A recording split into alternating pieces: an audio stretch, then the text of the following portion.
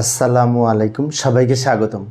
ICT বিষয়ের এই যে দ্বিতীয় অধ্যায় সম্পর্কিত চট্টগ্রাম বোর্ড 2024 সালে যে সৃজনশীল প্রশ্নটি এসেছিল, ওই প্রশ্নটির সঠিক সমাধানের জন্য তোমাদের সাথে আছি আমি মোহাম্মদ সিরাজুল ইসলাম।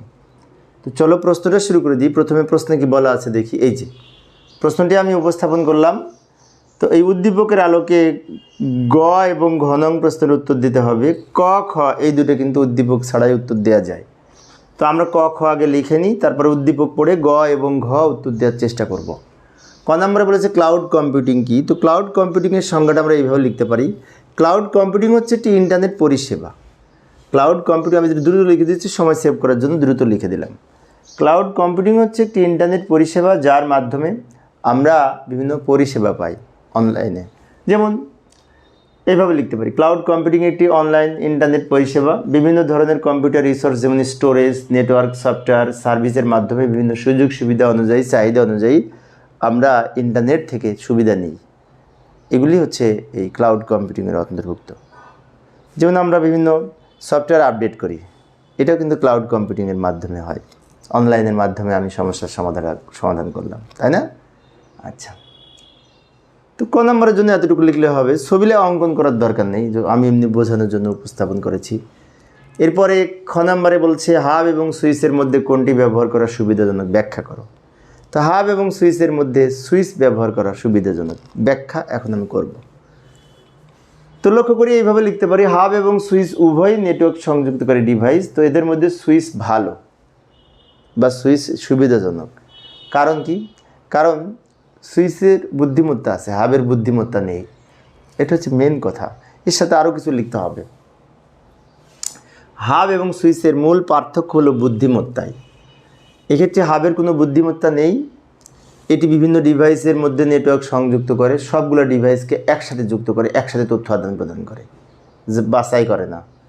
আর অন্যদিকে বিশেষ আর এর ফলে কী হয়, হাবের মাধ্যমে ডেটা সংঘর্ষের আশঙ্কা থাকে এবং নেটওয়ার্কের বিঘ্ন ঘটতে পারে, সিগন্যালের জটিলতার সমস্যা হতে পারে। আর অন্যদিকে সুইচ সংঘর্ষ এড়ানোর জন্য প্রতিটি কম্পিউটারের অ্যাড্রেসকে সুনির্দিষ্ট করে তথ্য আদান প্রদান করে। কারণ এতে সুইচ তো বুদ্ধিমান, তাই না? সেজন্য সুনির্দিষ্ট কম্পিউটারে অ্যাড্রেস, আইপি অ্যাড্রেস ব্যবহার করে, কম্পিউটারের অ্যাড্রেস ব্যবহার করে স্পেসিফিক কম্পিউটারে তথ্য আদান প্রদান করে। অন্যদিকে সুইচ আর একটা বৈশিষ্ট্য হচ্ছে সুইচ দুর্বল হয়ে পড়া সংকেতকে অ্যাম্প্লিফাই করে, শক্তিশালী করে। তো এই কারণে বলতে পারি যে হাব এবং সুইচের মধ্যে সুইচ সুবিধাজনক।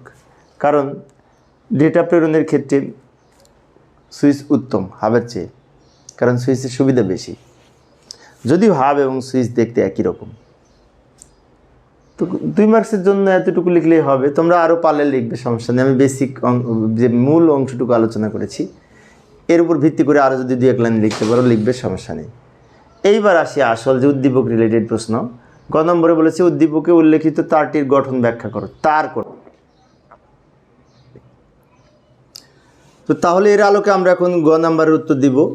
তো গ নম্বরের উত্তরে এইভাবে লিখতে পারি, উদ্দীপকে উল্লেখিত তারটি হলো ফাইবার অপটিক কেবল, যা বাঁকালে ডেটা লস হয়। ফাইবার অপটিক কেবলকে বাঁকালে ডেটা লস হয়, কারণ ফাইবার অপটিক কেবল হচ্ছে কাচের তৈরি তার।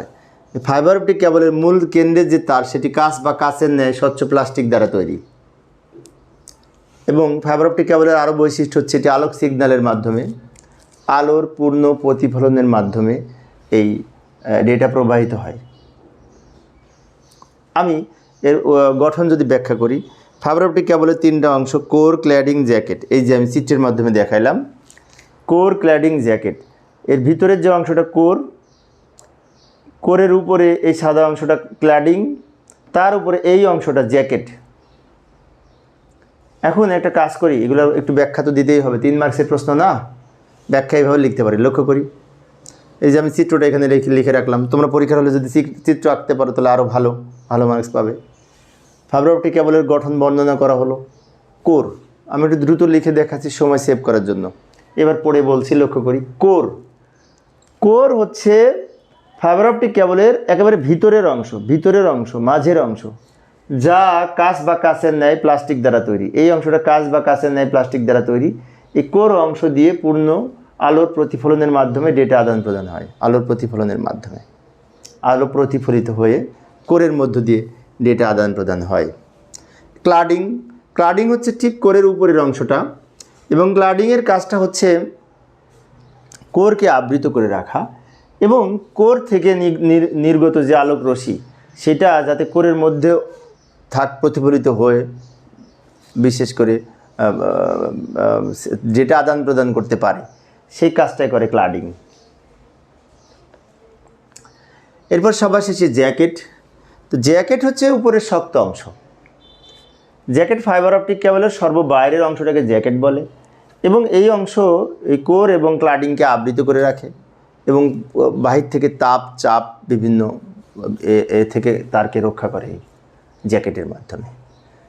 তো আমি মূলত মূল ব্যাখ্যাটা দিয়েছি, এর পরিপ্রেক্ষিতে তোমরা যদি আরও লিখতে পারো ভালো, এইটুকু কমপক্ষে লিখবে চিত্রসহ। তো আবার উদ্দীপকে যাই। তো আবার আমরা উদ্দীপকে ফিরে এলাম। উদ্দীপকের বড় ঘতে বলেছে, উদ্দীপকে উল্লেখিত স্ট্যান্ডার্ড দুইটির মধ্যে তুলনামূলক বিশ্লেষণ করো। এখানে অফিসে ব্যবহারের জন্য দুইটি স্ট্যান্ডার্ড দেওয়া আছে, একটা 802.11 আর একটা হচ্ছে 802.16। 802.11টা হচ্ছে ওয়াইফাইয়ের স্ট্যান্ডার্ড, আর 802.11টা হচ্ছে এই ওয়াইম্যাক্সের স্ট্যান্ডার্ড। তো ওয়াইফাই আর ওয়াইম্যাক্সের মধ্যে আমাদের মূলত এইখানে তুলনামূলক বিশ্লেষণ করতে হবে, মানে পার্থক্য বিশ্লেষণ করতে হবে। তো আমরা এইভাবে দিতে পারি উত্তর ঘ, উদ্দীপকে উল্লেখিত অফিসের ব্যবহৃত IEEE 802.16 হলো ওয়াইফাই এবং IEEE 802.16 হচ্ছে 11 হচ্ছে ওয়াইফাই আর 16 হচ্ছে ওয়াইম্যাক্স। তো এখন ওয়াইফাই সম্পর্কে আমরা প্রথমে কিছু বলবো, ওয়াইম্যাক্স সম্পর্কে কিছু বলবো, মানে তারপরে লাস্টে আবার দুইটার মধ্যে তুলনা করব। ওয়াইফাই শব্দের পূর্ণরূপ হলো ওয়্যারলেস ফিডালিটি। ওয়াইফাই একটি তারবিহীন ইন্টারনেট প্রযুক্তি, যার মাধ্যমে এই বিশেষ করে ওয়াইল্যান প্রযুক্তি ব্যবহার করে এই নেটওয়ার্ক তৈরি করা হয়। এবং ওয়াইম্যাক্স হচ্ছে এর পূর্ণরূপ হচ্ছে world wide interoperability for microwave access, এটার পূর্ণরূপ। এবং ওয়াইম্যাক্স সাধারণত এই মাইক্রোওয়েভ তরঙ্গ ব্যবহার করে ওয়াইম্যাক্স পরিচালিত হয়। তো এইগুলি হচ্ছে আমরা সংজ্ঞাগত কিছু তথ্য লিখলাম। এবার এই দুইটার মধ্যে তুলনা করব, তুলনামূলক পার্থক্য বিশ্লেষণ করার জন্য যাই। তো এদের ক্ষেত্রে দুটি প্রযুক্তির তুলনামূলক পার্থক্য নিম্নে দেওয়া হলো। তো নিচে তো জায়গা নাই, আমি পরের পেজে যাচ্ছি। এইভাবে লিখতে পারি উত্তর। পার্থক্য 1, ওয়াইফাই একটি ওয়্যারলেস লোকাল এরিয়া নেটওয়ার্ক, যাকে ওয়াইল্যান বলে। ওয়াইম্যাক্স হচ্ছে ওয়্যারলেস মেট্রোপলিটন এরিয়া নেটওয়ার্ক, যাকে ওয়াইম্যান বলে। ওয়াইফাইয়ের স্ট্যান্ডার্ড 802.11, ওয়াইম্যাক্সের স্ট্যান্ডার্ড 802.16। ওয়াইফাই ফ্রিকোয়েন্সি 2.4 থেকে 5 গিগাহার্স, কিন্তু ওয়াইম্যাক্সের ফ্রিকোয়েন্সি 2 থেকে 66 গিগাহার্স, অনেক বেশি, তাই না? আচ্ছা, স্পিড বেশি, মাইক্রোওয়েভ তরঙ্গ না, অনেক স্পিড বেশি। ওয়াইফাইয়ের কাভারেজ এরিয়া 50 থেকে 200 মিটার, কিন্তু ওয়াইম্যাক্সের কাভারেজ এরিয়া 10 থেকে 50 কিলোমিটার পর্যন্ত, অনেক বড় এরিয়া নিয়ে, একটা বড় শহর নিয়ে হতে পারে।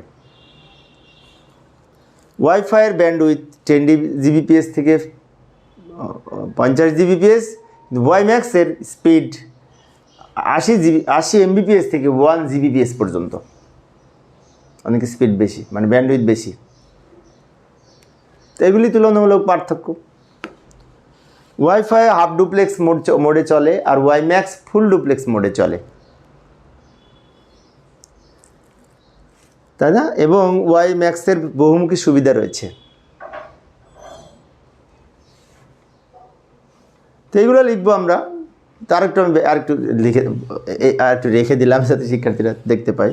তো তোমরা যারা এটা দেখে লিখে নিতে পারো, সমস্যা নেই। তো আমি মূলত বেসিক জিনিসটা আলোচনা করেছি। এই বাইরে আরও যদি তোমরা লিখতে পারো লিখবে, প্রবলেম নাই, কারণ 4 মার্কসের প্রশ্ন। তো পরিশেষে আমরা এইভাবে লিখব। পরিশেষে উপরোক্ত আলোচনা শেষে বলতে পারি যে ওয়াইম্যাক্স এবং ওয়াইফাই দুইটাই তারবিহীন যোগাযোগ প্রযুক্তি, কিন্তু ওয়াইম্যাক্স ওয়াইফাইয়ের তুলনায় স্পিড বেশি, কাভারেজ এরিয়া বেশি এবং বিভিন্ন দিক থেকে ওয়াইম্যাক্সের সুবিধা বেশি।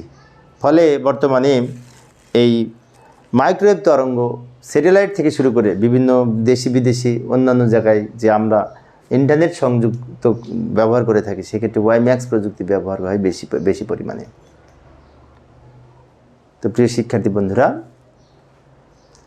এই ছিল আমার আজকের আলোচনার বিষয়। পরের ক্লাসে কী করব দেখে যাই। পরের ক্লাসে সিলেট বোর্ড 24 সালের প্রশ্নটি করব, দেখার আমন্ত্রণ রইল। খোদা হাফেজ।